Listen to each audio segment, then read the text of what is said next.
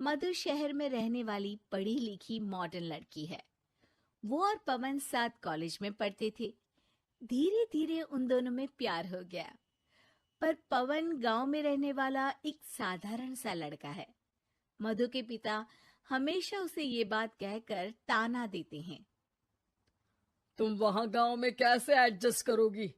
शादी करके तुम गांव तो चली जाओगी, पर अपनी सारी मॉडर्न सोच और चीजें यहाँ शहर में ही रख कर जाना। ये सुनकर मधु को बहुत गुस्सा आता है। तो क्या हुआ अगर वो लोग गांव के हैं? मैं वहां जाकर उस घर को बिल्कुल शहर की तरह बना दूंगी। शाम होते ही मधु पवन को वीडियो कॉल करती है। अच्छा हुआ तुमने वीडियो कॉल कर लिया।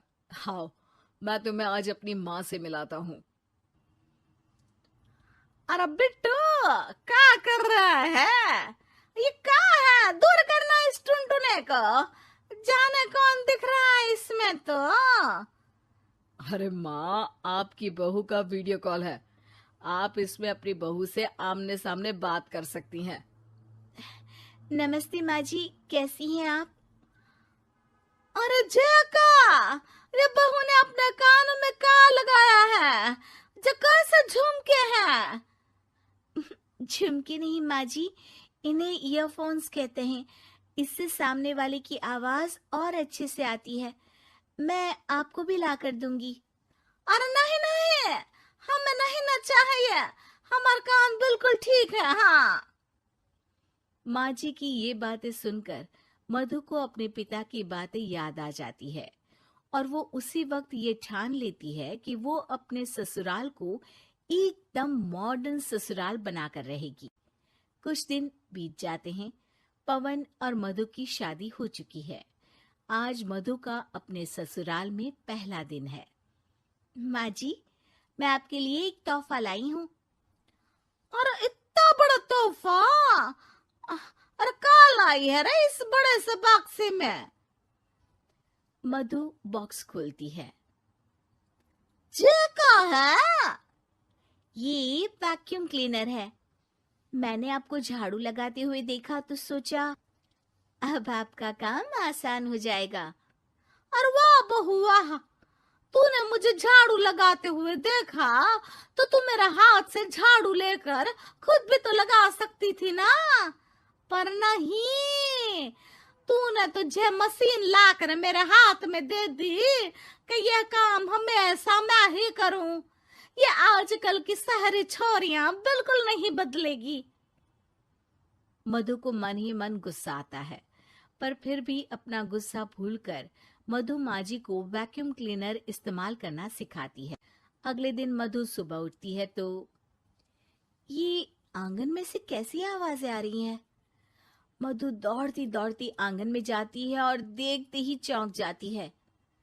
अरे माँ जी, ये आप क्या कर रही हैं? और वो कहा है ना, सुबह मैं जब कुएं से पानी निकाल रही थी तो मेरे कान की बाली उसमें गिर गई थी। तो ये तेरा वैक्यूम ना सारी चीजें अपनी तरफ खींच लेता है ना, तो मेरी बाली भी तो निकाल ही देगा। उसी की कोशिश कर रही हूँ, पर न जाने क्यों अब ये चालू ही नहीं हो रही तेरी मशीन। अब वो चालू होगी भी नहीं। पर अब कुएं में से पानी निकाल क्यों रही थी? अरे कमाल करती हो ना बहू। पीने के लिए पानी क्या तेरे मायके से लाऊं मैं? अरे कुएं से ही तो निकालना पड़ता है। हाँ, पीने के लिए पानी, और वो भी कुएं से। मधु दिमाग लगाती है और थोड़ी ही देर में घर में वाटर प्यूरिफायर लगवा देती है।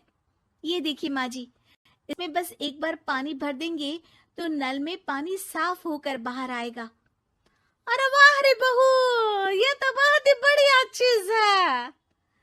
रात हो जाती है। मधु जैसे ही प्यूरिफायर का नल चालू करती है तो वो अचानक से फट जाता है और सब जगह पानी पानी हो जाता है।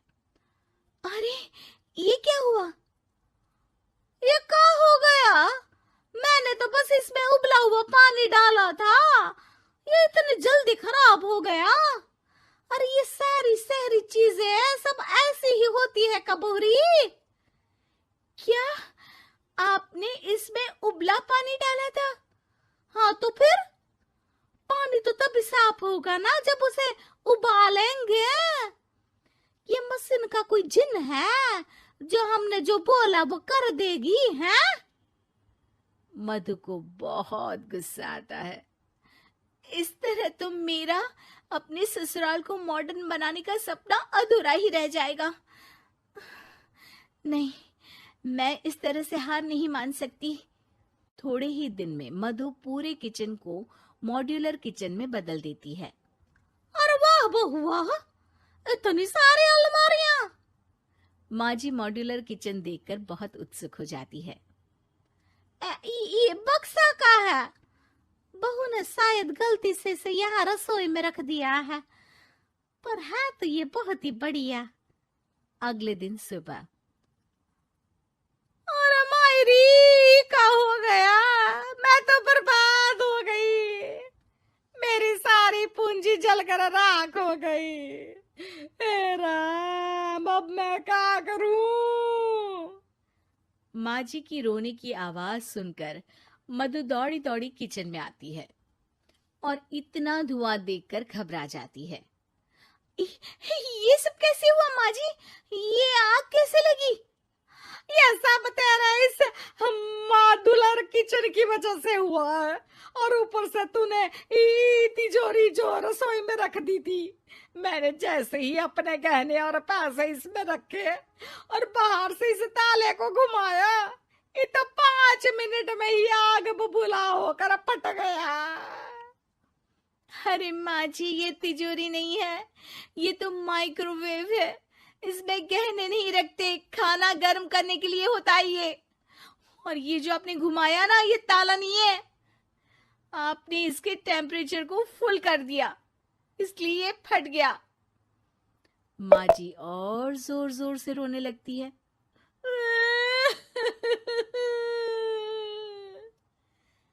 मधु सर पीट लेती है और कसम खाती है कि अब ससुराल को मॉडर्न बनाने की कोई कोशिश नहीं करेगी। मुझे माफ कर दीजिए माँ जी, आप जैसी हैं वैसी ही ठीक है। मधु को अपने पिता की कही बात याद आ जाती है और मधु वापस घर और किचन को पहले जैसा ही कर देती है।